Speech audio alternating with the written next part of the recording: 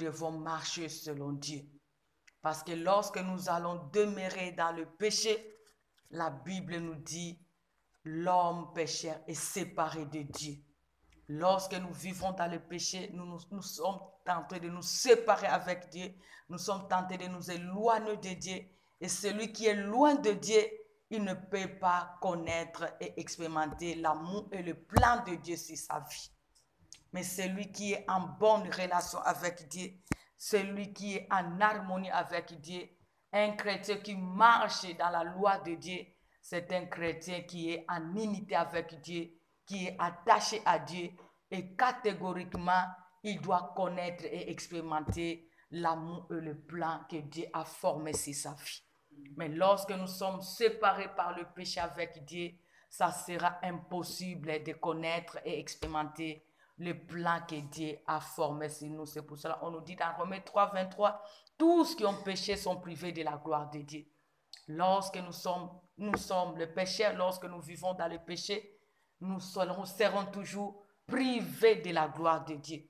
C'est pour cela un enfant de Dieu, nous avons cet amour et cette obligation d'être en harmonie avec Dieu, de s'attacher à Dieu, de faire la joie de Dieu pour vivre le plan qu'il a formé pour nous, car nous dépendons du plan de Dieu, car il a dit le projet qu'il a formé sur nous, c'est le projet de bonheur, de paix et non de malheur.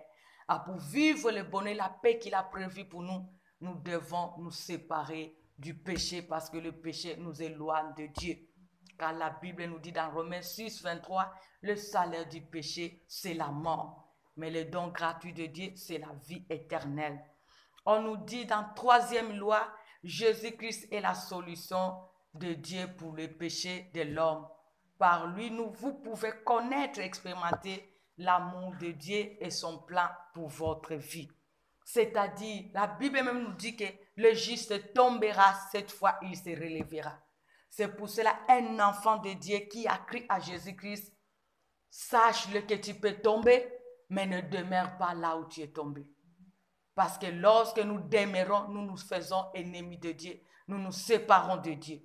Mais Christ, par son amour, Dieu par son amour, il a envoyé son Fils qui est mort pour nous réunir avec Dieu. Parce que le péché nous sépare avec Dieu. Mais lorsque nous allons reconnaître nos erreurs, et tant que le sang a coulé pour nous racheter, parce que la Bible nous dit, il n'est pas venu pour nous perdre, mais pour nous sauver. Donc Jésus-Christ est la solution pour l'homme pécheur.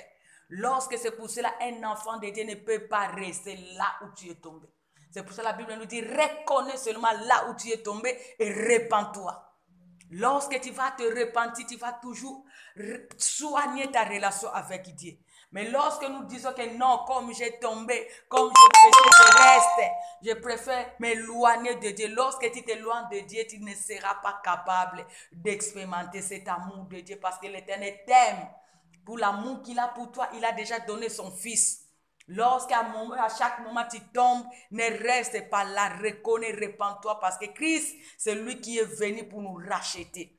Il a réuni encore cette alliance qui était déchirée, cette alliance qui était détruite avec Dieu. Mais à cause de sa mort, il nous a fait encore unis par l'œuvre de la croix. Nous sommes encore devenus les enfants de Dieu.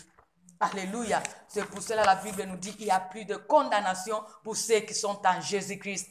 Même les gens de ce monde peuvent te condamner pour le mal que tu as fait, pour le péché que tu as commis. Mais si toi tu reconnais que j'ai arrangé avec Dieu, sache-le que tu as déjà arrangé ta relation. Laisse les gens te condamner. Mais si tu as déjà soigné ta relation avec Dieu, marche la tête haute parce que l'œuvre de la croix est en train d'exister jusqu'à ce jour. Et il est en train d'opérer du jour au jour pour les salis de toi et moi et dans son peuple. Christ est venu pour nous sauver.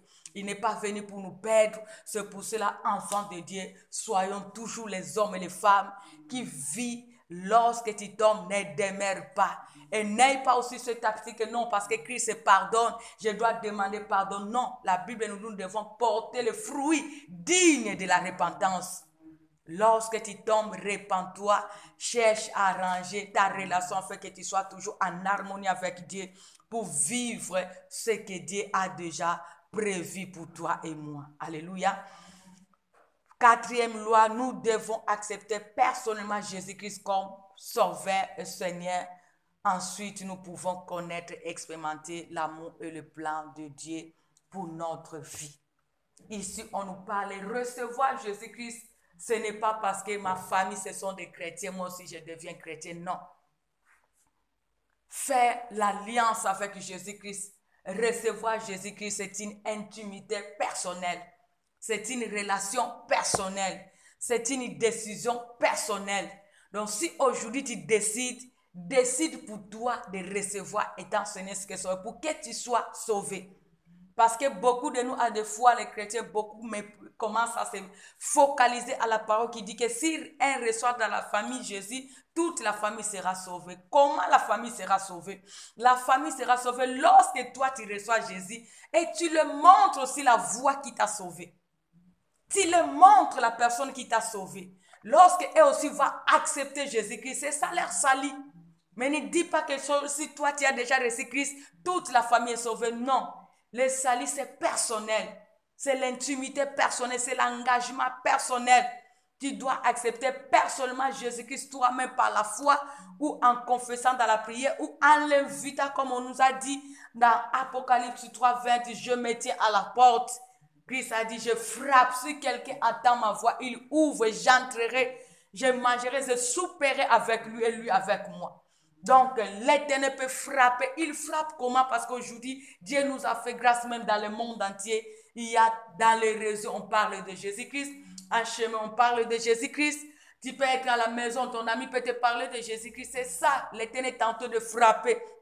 Lorsque toi, tu acceptes, Jésus-Christ viendra directement, catégoriquement habiter en toi. Parce qu'il n'habite pas dans ce maison. Nous pouvons dire que je pars à l'église. Non, l'église, ce n'est pas ce mur. Ça, c'est l'assemblée. L'assemblée de c'est l'assemblée. Nous venons pour nous assembler. Nous, l'église qui est épouse de Dieu. L'église, c'est toi qui as reçu Jésus-Christ. Mais ce n'est pas cet appartement, ce n'est pas cet immeuble, ce n'est pas ce local. L'église, c'est toi. Lorsque tu reçois, tu deviens catégoriquement son époux. Et tu es sauvé. Il habite en toi, dans ton corps, ce n'est pas ici. Les liens, nous dédions cela. Lorsque nous dédions cela, ça devient sacré. Mais on peut dire que nous prions le matin, des fois nous regardons même d'autres salles. Le matin, ça peut être l'église, et soit ça devient autre chose. Donc ce n'est pas ça la maison que Christ habite là. Le Christ habite dans nos corps qui est son temple. C'est pour cela que la Bible nous dit, ne savez-vous pas que vos corps c'est le temple de Dieu. Donc Christ habite en nous, il n'habite pas dans cette maison. Cette maison est dédiée. Lorsque c'est dédié, c'est pour ça qu'on dit que ça devient sacré parce que nous l'avons dédié à lui.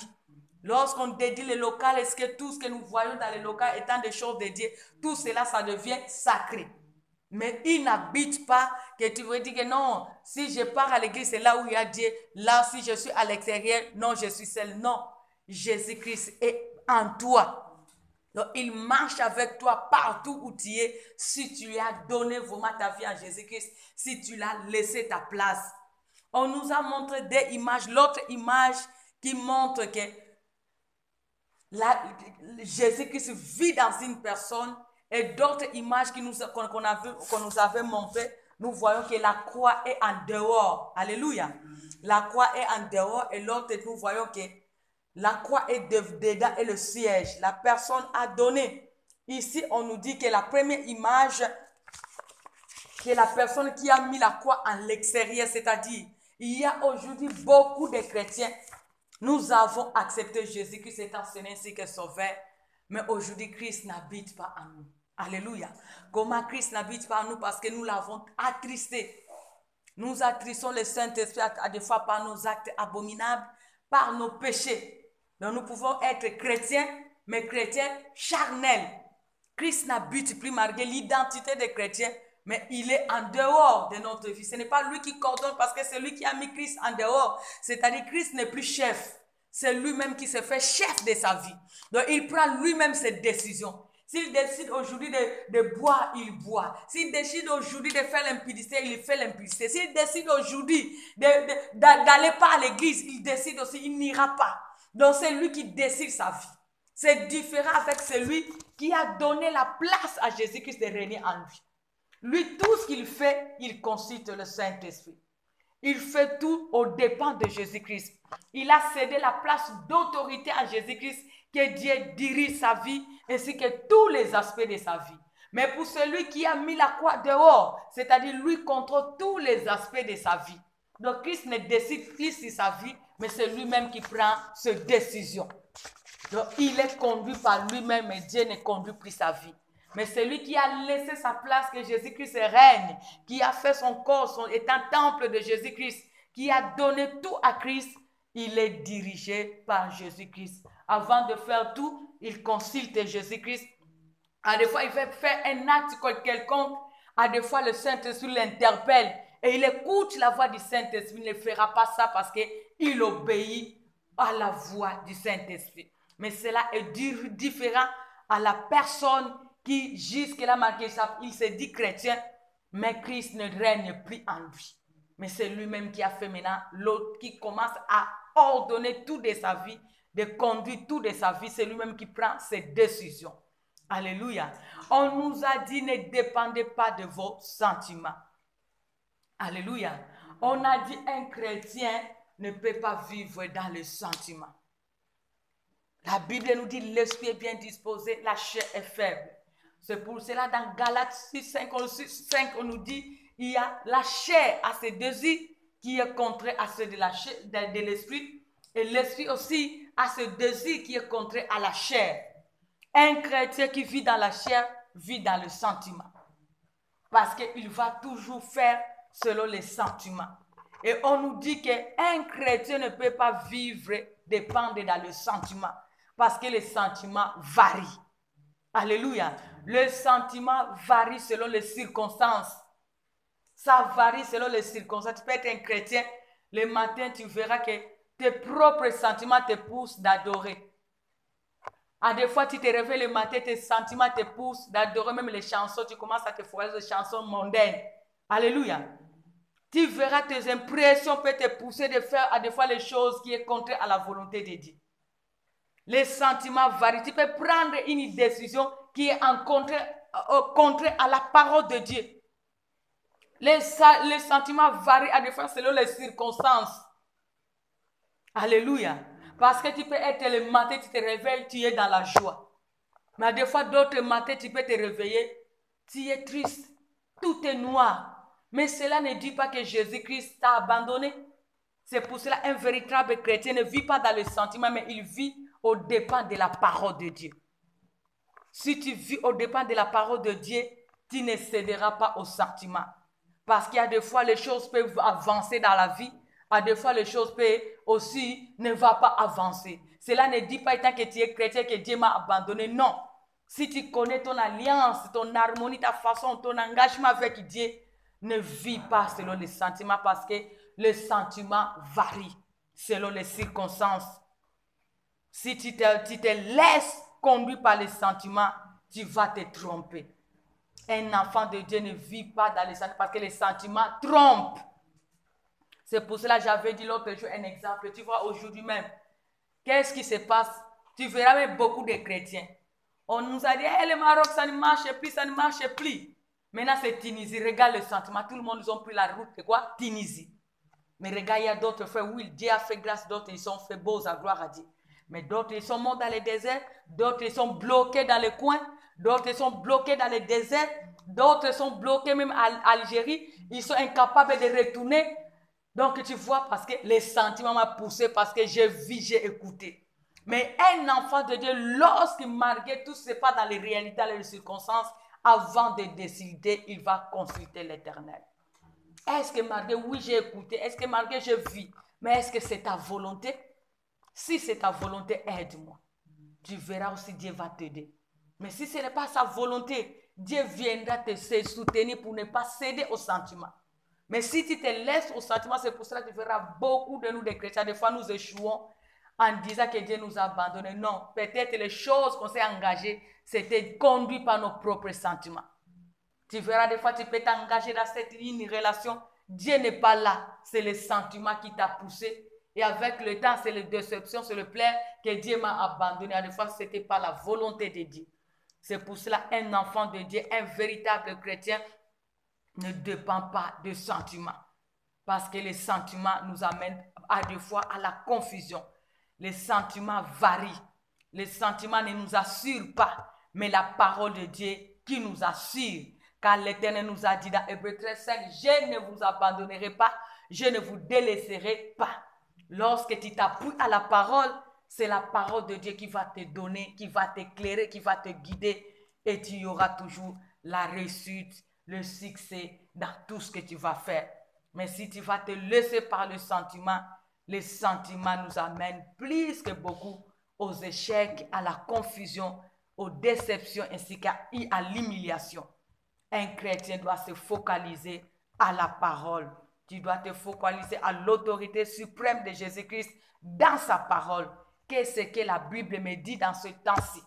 Qu'est-ce que la Bible me dit dans cette circonstance que je suis en train de traverser? Qu'est-ce que la Bible me dit pour ce que j'ai écouté? Qu'est-ce que la Bible me dit pour ce que j'ai entendu avant de décider, avant de prendre toute décision? Donc, tu ne peux pas te laisser par le sentiment parce que le sentiment de colère peut venir. Par la colère, tu peux prendre une décision qui est contraire à la volonté de Dieu. Et lorsque la colère va passer, tu commences à regretter. Pourquoi j'avais fait ça? Mais c'est déjà trop tard. Alléluia. C'est pour cela un enfant de Dieu est conduit par le Saint-Esprit. Il s'appuie toujours à la parole de Dieu pour vivre les œuvres de Dieu dans votre vie. La Bible nous dit lorsque nous recevons Jésus-Christ, Jésus-Christ est venu habiter en vous. Donc Jésus-Christ habite catégoriquement en toi lorsque tu le reçois. C'est pour cela, laisse les gens de ce monde te mépriser, t'abandonner. Mais sache-le que tu n'es pas seul. Si tu as reçu Jésus-Christ, quel que soit le temps, les circonstances, le vent, les tempêtes, aie la foi qu'il est là. Comme il t'a dit dans Hébreux 13:5, il est toujours là dans tous les moments avec toi. Il ne te délaissera pas, il ne t'abandonnera pas. Lorsque tu reçois Jésus-Christ, sache-le, quel que soit on t'avait appelé le pécheur numéro 0 ou numéro 1 dans le quartier. Sache-le que lorsque tu reçois Jésus-Christ, tous tes péchés sont pardonnés. Tous tes péchés sont pardonnés. Dieu a pardonné tous tes péchés. Tu n'es plus pécheur, mais tu deviens un enfant de Dieu. Tu deviens un saint. Christ appelle son enfant. Lorsque tu reçois Jésus-Christ étant Seigneur et Sauveur, la Bible nous dit, vous êtes devenus enfants de Dieu selon Jean 1:12. Un enfant de Dieu. Donc, que le monde te dise qu'est-ce qu'il pouvait dire, mais toi, sache-le que tu n'es pas n'importe qui, tu es un enfant du roi des rois. Si les gens te méprisent, mais toi, sache-le, il faut que toi-même tu puisses reconnaître ta vraie nature. Que moi, j'ai reçu Jésus-Christ dans ma vie, je ne suis pas n'importe qui pour que les gens me méprisent. Mais si vous me méprisez, mais moi, il sait des choses que je sais, que je suis un enfant de Dieu. Je suis la fille de Dieu. Je ne suis pas n'importe quel peuple. Je suis dans le royaume de Dieu. Donc, je suis prince, je suis princesse, je suis la fille de Dieu. Tu dois marcher la tête haute. Et lorsque tu as reçu Jésus-Christ étant son Esprit Sauveur, sache-le, lorsque tu vas garder toujours ton intimité avec Dieu, vous avez reçu la vie éternelle. Selon Jean 5:24. Donc, catégoriquement, la vie éternelle est ton partage. Donc, dans ce siècle présent, tu as le centuple et le siècle à venir, tu as la vie éternelle. Si réellement tu as laissé ta place à Jésus-Christ de régner sur ta vie. Lorsque tu le reçois, il vit en toi et tu es obligé d'hériter le royaume de Dieu. Alléluia. Les jours que tu as reçu Jésus-Christ, on nous dit, vous avez commencé la vie passionnante pour laquelle Dieu vous a créé.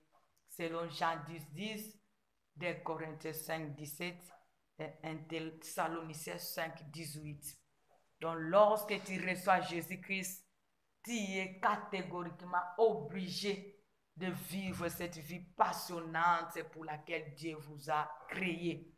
Donc, tu ne dépends pas de cette vie que papa a dit, l'oncle a dit, mes ancêtres ont dit, la coutume a dit, mais tu dépends de cette vie heureuse que Dieu a formée sur toi. Donc, quel que soit même le matin, tu vois que rien ne marche. Mais focalise-toi que l'Éternel a déjà prévu une vie passionnante pour toi. Donc, aie confiance en lui que c'est cette vie-là qui doit se matérialiser. Et lorsque tu auras toujours cette foi, tu verras que la parole de Dieu va toujours s'accomplir sur ta vie. Parce que tu n'es pas n'importe qui. Cette vie passionnante en Jésus-Christ, l'Éternel sera toujours là pour la réaliser. Alléluia. Nous allons commencer pour écrire. Suggestion pour la croissance chrétienne. Suggestion pour la croissance chrétienne. Prenons note. Suggestion pour la croissance chrétienne.